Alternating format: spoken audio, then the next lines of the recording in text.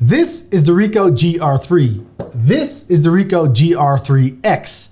You might be in the market for a Ricoh GR system and you're trying to decide whether to go for the 3 or the 3X, or you are already in the proud possession of a Ricoh GR3 and you are considering buying a GR3X as well. Whatever the case may be, thank you for clicking on this video and let's see if we can provide some info. The Ricoh GR3X is the newest addition to the GR lineup. It has the same body, the same features as the Ricoh GR3. On the outside, there are only two things different when we compare the two. First of all, they have updated the thread on the removable ring, making it more secure. Many people had issues with their Ricoh GR3 where they lost their ring. Even though I never lost a ring and I never had any problems with this, I can say the ring on the GR3X is more secure.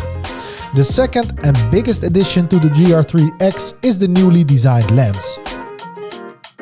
Instead of the trademark 28mm focal length, the GR3X now has a 40mm equivalent focal length. This is a new focal length for Ricoh, and after shooting with it for a couple of months, mostly using it as a daily camera, I have come to the conclusion that I absolutely love it.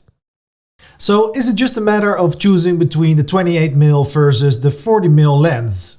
Well, yes and no. Let's talk about these focal lengths for a minute. And small disclaimer, of course, it is a matter of style and taste. In my humble opinion, 28mm is quite wide. You can really use it for documentary work or when you are traveling and when you want to capture loads of scenic shots. The downside of shooting at 28mm is that it is hard to eliminate things because you have that wide field of view. And what I hear from people starting with street photography is that they prefer a little bit narrower field of view instead of the 28 because that makes it a little bit easier to compose compelling shots because you simply have to deal with less distracting things. The learning curve of shooting at 28mm is quite steep and it takes some time to really master this focal length. 40mm, however, is a little bit more forgiving. You can really go in every direction with this focal length. It's not too close, nor is it too wide in my opinion. You can use it for portraits and documentary work, but it's also wide enough to capture the world around you as well. The downside to this is that it can feel a little bit more generic than shooting at 28. So enough chit chat, let's hit the streets and compare some photos. If you want to know which camera is better quality-wise, then the answer is that they are both just absolutely great. The 40mm lens on the GR3X is newly designed and it is sharp from edge to edge. Of course, 40mm gives you a little bit more bokeh, so if you are looking for that creamy background, it's easier to find on the GR3X.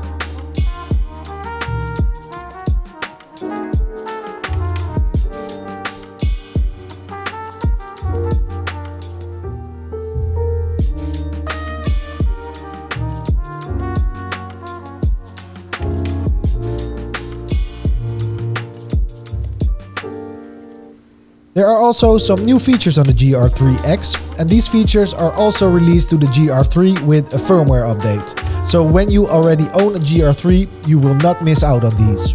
The first thing that's new is that it now has eye autofocus, which is very nice.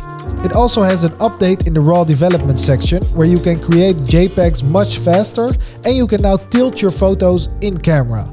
You can also adjust your JPEGs with the base parameter adjustment to convert it to black and white. And under the exposure setting, they have updated the program line. You can now choose between max aperture priority or depth of field priority.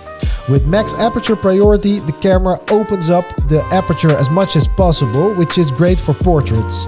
With depth of field priority, the camera closes the aperture as much as possible, which is nice for street photography or any time where you want to capture as much as possible of the scene.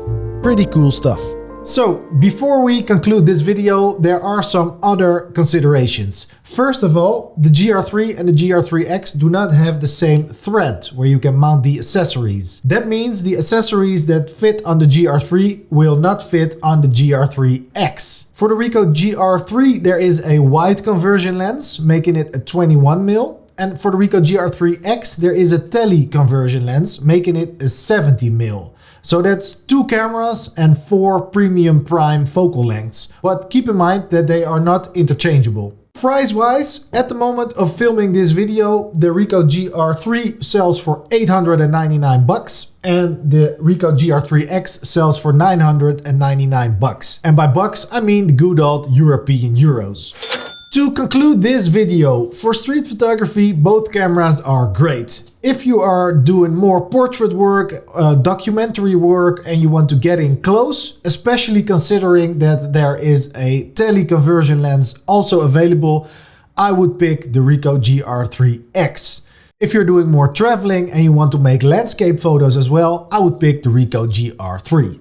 If you are relatively new to street photography and you are just starting out and you are looking for a YouTuber to give you some solid, unbiased, not reliable advice, I would say go for the 40mm in the Ricoh GR3X. Shooting at 40mm is a little bit more forgiving, a little bit easier to handle than shooting with the wide 28mm. But of course, it is a matter of style and taste. Get your hands on both, try to compare them and see which one suits your style of photography best. I do hope this video provides you with some valuable information. If so, don't forget to subscribe to this YouTube channel, and whichever way you decide to go, you will not be disappointed because both of these cameras are great to shoot with. Thank you so much for watching, and I'll see you in the next video.